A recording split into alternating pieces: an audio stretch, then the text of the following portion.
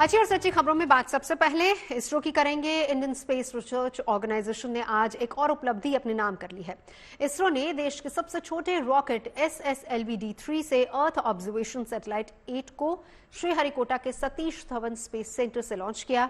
ये सैटेलाइट पृथ्वी की कक्षा से बाहर करीब 475 किलोमीटर ऊपर स्थापित किया गया, जो कि 1 साल तक काम करेगा और इस दौरान ये पर्यावरण और आपदा को लेकर सटीक जानकारी वैज्ञानिकों को मुहैया कराएगा।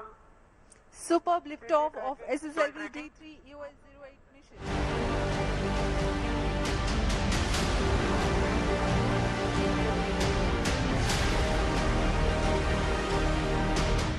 वक्त सुबह के 9:17 और जगह श्रीहरिकोटा का सतीश धवन स्पेस सेंटर, जहां से इसरो के सबसे छोटे रॉकेट SSLV-D3 की तीसरी सफल लॉन्चिंग आज की गई। काउंटडाउन खत्म होते ही SSLV रॉकेट अपने साथ 2 सैटेलाइट लेकर अंतरिक्ष की ओर बढ़ गया।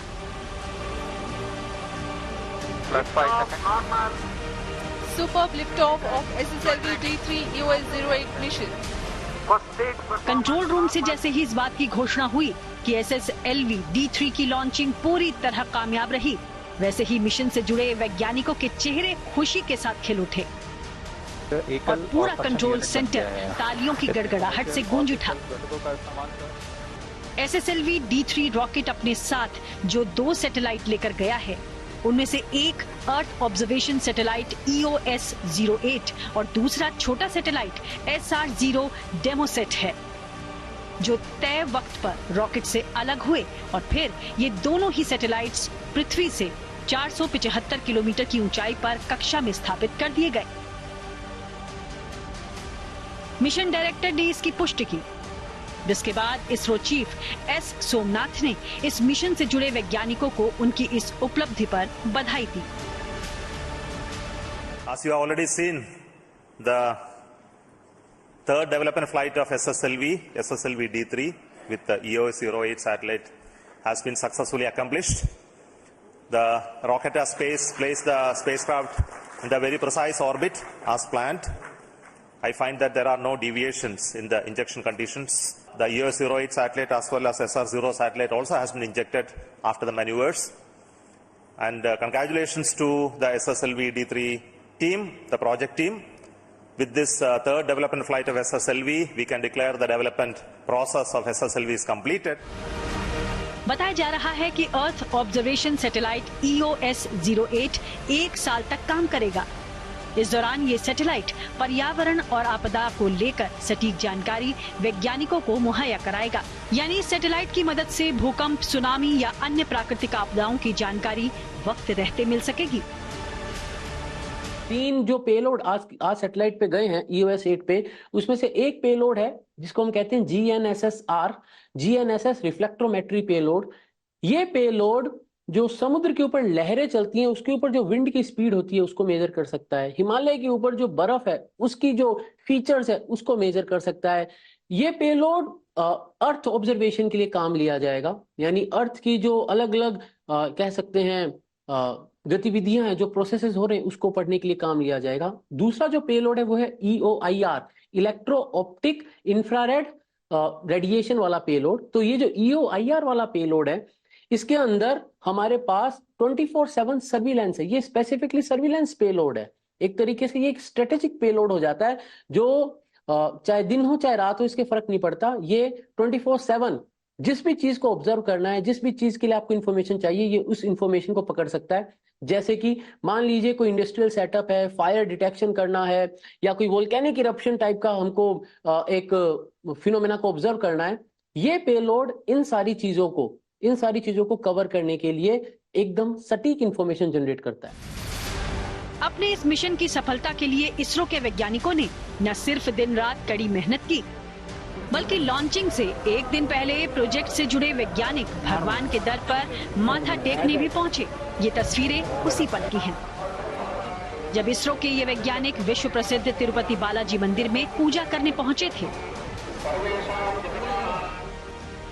इसरो ने बीते कुछ सालों में चंद्रयान 3 और आदित्य L1 समेत कई अहम मिशन सफलतापूर्वक अंजाम दिए हैं।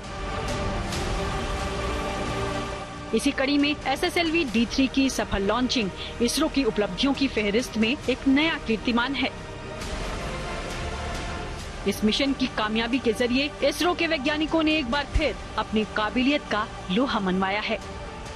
Bureau report, good news today. और अब बात रक्षाबंधन की। भाई बहन के पवित्र रिश्ते का ये पर्व बेहद नजदीक है। ऐसे में बाजार रक्षाबंधन के त्योहार के लिए पूरी तरह से सज चुके हैं। बाजारों में एक से बढ़कर एक राखियां बिक रही हैं, लेकिन इस बार सोने चांदी से बनी राखियों की भी खूब डिमांड है, जिसे देखते हुए सराफा कारोबारियों ने तैयारियां कैसी की हैं, आपको इस रिपोर्ट में दिखाते हैं।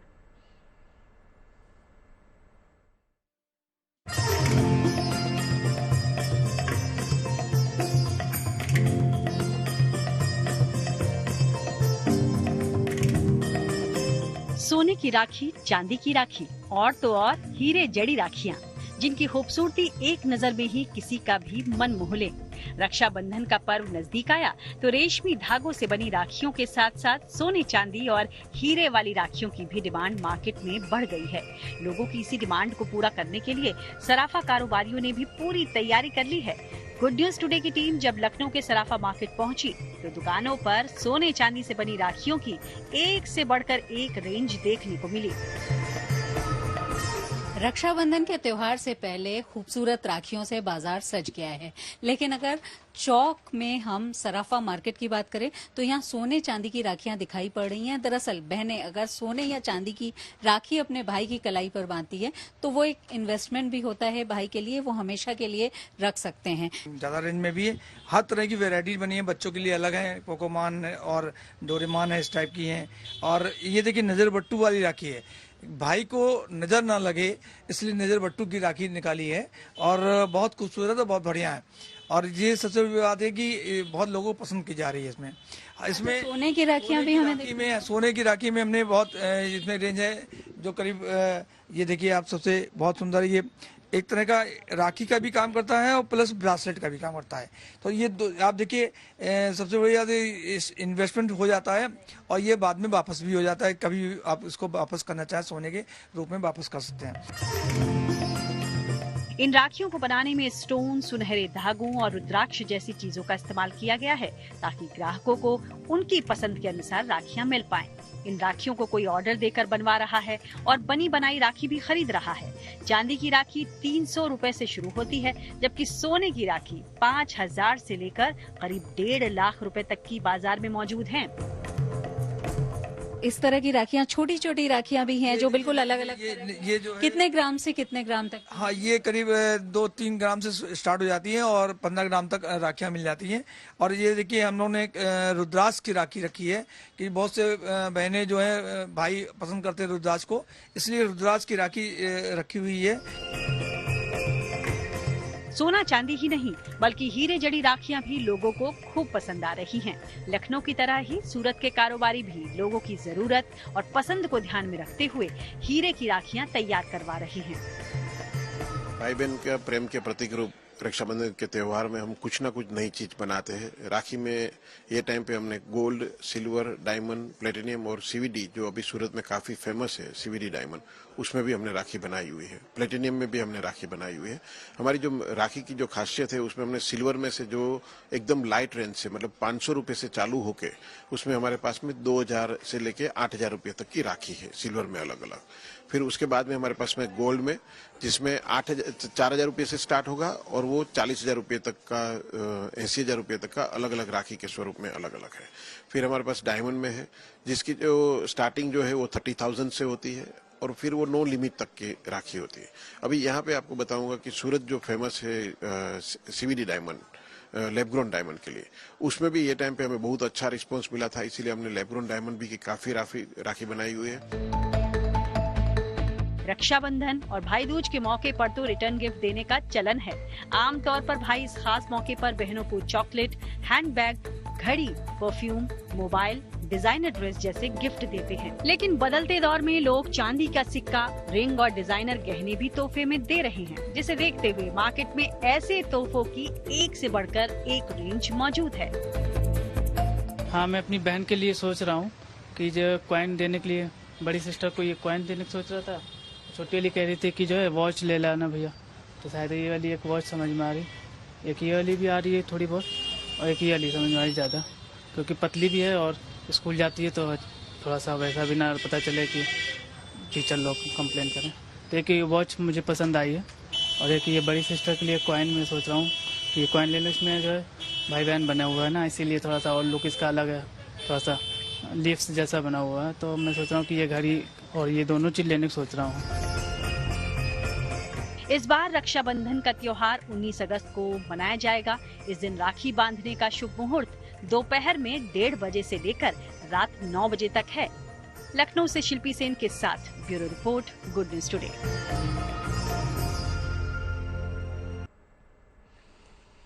और अब बात करते हैं 70वें नेशनल फिल्म अवार्ड्स की, जिसकी घोषणा कुछ घंटों पहले हुई है। फिल्म इंडस्ट्री के अलावा फिल्म प्रशंसकों को भी हर साल इन अवार्ड्स का इंतजार रहता है। सभी के लिए राष्ट्रीय पुरस्कार बहुत ही खास महत्व रखते हैं। नेशनल अवार्ड्स फिल्मों के निर्माण से जुड़े किसी भी शख्सियत के लिए एक बहुत बड़ी उपलब्धि होती है। इस बार ये अवार्ड्स उन फिल्मों के लिए दिए गए हैं जिनको फिल्म सेंसर बोर्ड ने 1 जनवरी 2022 से 31 दिसंबर 2022 के बीच सेंसर सर्टिफिकेट दिया था। ऐसे में किसे मिला बेस्ट एक्टर का अवार्ड और कौन सी पिक्चर बेस्ट फिल्म कैटेगरी में चुनी गई है, आइए हम आपको बताते हैं। सर्वश्रेष्ठ अभिनेता का पुरस्कार ऋषभ शेट्टी ने अपने नाम किया है। उन्होंने ये सम्मान फिल्म कांतारा के लिए हासिल किया। साल 2022 में कांतारा देश की सबसे ज्यादा कमाई करने वाली फिल्म बनी थी और ये फिल्म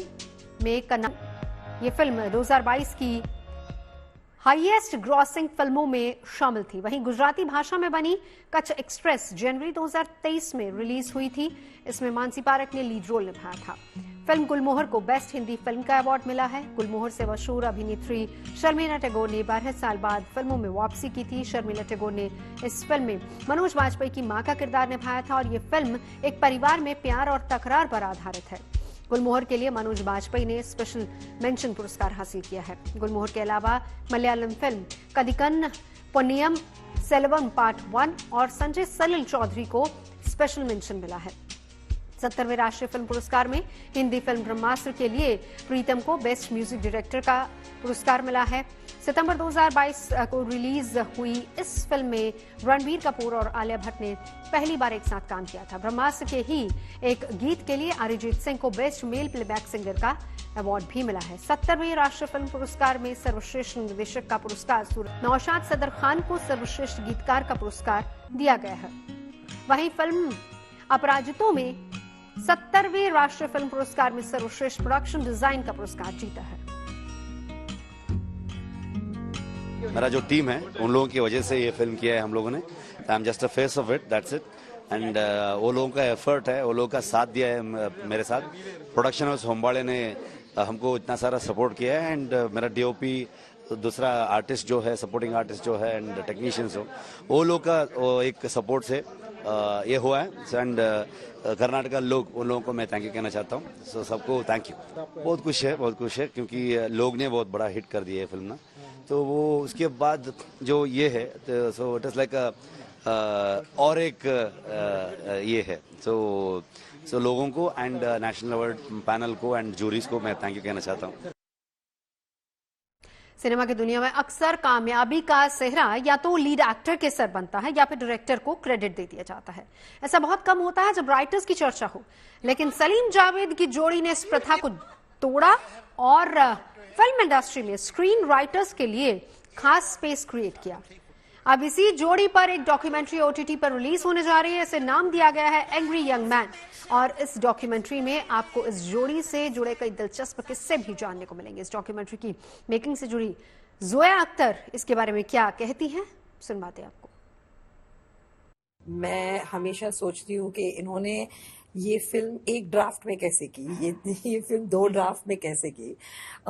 मैं सलीम अंकल से ज्यादा मिलती थी, फरहान से ज्यादा मैं सलीम अंकल से मिलती थी, क्योंकि मैं वॉक पर जाती हूँ बैंड स्टैंड पर और वो वॉक पर जाते हैं बैंड स्टैंड पर। तो सुबह में हम अक्सर मिलते थे और बैठते थे और बात करते थे, और वो मुझे कहानियां बोलते थे, मुझे स्क्रिप्ट के डिस्कस करते थे, कोई नई फिल्म आई है मेरे फिल्म देख के मेरे साथ डिस्कस करते। तो मुझे लगा कि इनको टेप पर डालना चाहिए, और इनके बारे में बुक लिखा है, इंटरव्यूज या आर्टिकल्स लिखी हैं, लेकिन किसी ने इनको आर्काइव नहीं किया है, और ये जनरेशन जानती नहीं है।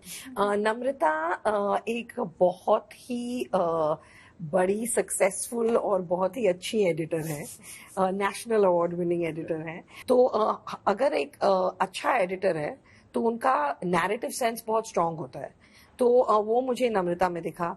और फिर ये 70s के सिनेमा जानती थी, सारे फिल्में देखी हैं इसने, उससे बॉलीवुड से हिंदी फिल्मों से बहुत लव है। मुझे एक लड़की चाहिए थी जो ये डॉक्यूमेंट्री बनाए, क्योंकि दे आर वेरी मेल, उनका काम भी बहुत मेल सेंट्रिक था, तो इट्स इंटरेस्टिंग कि एक फीमेल उन्हें देखे। मतलब इंस्टिंक्टिवली बहुत ही अच्छा सब्जेक्ट लगा। ये दोनों मुझे बहुत इंटरेस्टिंग लगता है, इनकी फिल्में बहुत पसंद है, मैंने कितनी बार देखी हैं, जब मुझे पता भी नहीं था कि इन्होंने लिखी हैं। तो मैं बहुत एक्साइटेड थी कि ये करने को मिल रहा है और कितना कुछ सीखने को मिलेगा और कितना मजा आएगा। मुझे लगता है कि फाइन लाइन है, पॉजिटिव भी है, क्योंकि वो बहुत श्योर थे, वो बहुत कन्विंस थे अपने काम के लिए। और ऐसा नहीं है कि सिर्फ उन्होंने एंग्री यंग मैन क्रिएट किया है। आपको अगर मिस्टर बच्चन जैसा एक्टर मिले तो वो भी वो कैरेक्टर को लेके, आप जो भी लिखें, अगर एक्टर वो नहीं है तो आपका कैरेक्टर वहां तक नहीं पहुंच सकता।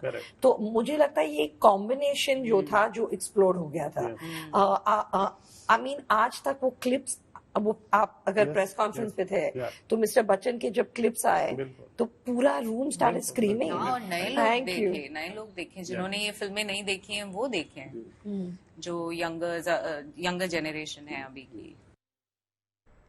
तो एक दौर था जब सलीम जावेद नाम ही काफी है जाना जाता था, 22 ब्लॉकबस्टर एक साथ, और इस बार जो ये डॉक्यूमेंट्री इनकी आ रही है उसका नाम एंग्री यंग मैन रखा गया। और उसका सबसे बड़ा कारण ये है कि जो 22 ब्लॉकबस्टर इन्होंने दी थी उसमें अमिताभ बच्चन तकरीबन हर फिल्म में हुआ करते थे, और उसी में उस दौर में Amitabh Bachchan angry young man के तौर पर जाने जाते थे। और वहीं से, क्योंकि जिस वक्त इनका ये ट्रेलर लॉन्च हो रहा था उस वक्त भी सबसे लास्ट में अमिताभ बच्चन को उसी रूप में, उनकी इसी फिल्मों के कैरेक्टर्स के रूप में दिखाया गया था, एंग्री यंग मैन। और यही एक बड़ी वजह है कि इनकी डॉक्यूमेंट्री का नाम भी एंग्री यंग मैन रखा गया है।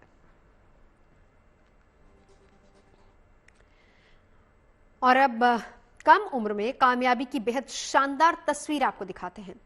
थाईलैंड की संसद ने पेंटोग्रान शिनवात्रा को प्रधानमंत्री पद के लिए चुना है। पेंटोग्रान देश की सबसे युवा प्रधानमंत्री है। 37 साल की पेंटोग्रान शिनवात्रा थाईलैंड की पूर्व प्रधानमंत्री थाकसिन शिनवात्रा की सबसे छोटी बेटी हैं।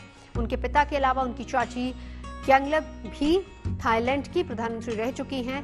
इस तरह पेंटोग्रान शिनवात्रा अपने परिवार की तीसरी सदस्य हैं जो कि इस पद के लिए चुनी गई हैं। 2 दिन पहले ही थाईलैंड की सर्वोच्च अदालत ने प्रधानमंत्री श्वेता थाविसिन को पद से बर्खास्त कर दिया था। उन पर नैतिक नियमों का उल्लंघन करके एक पूर्व अपराधी की कैबिनेट में नियुक्ति करने का आरोप लगा था। फिलहाल थाईलैंड की सबसे युवा प्रधानमंत्री शख्सियत के रूप में शिनवात्रा सोशल मीडिया पर काफी सुर्खियां बटोर रही हैं।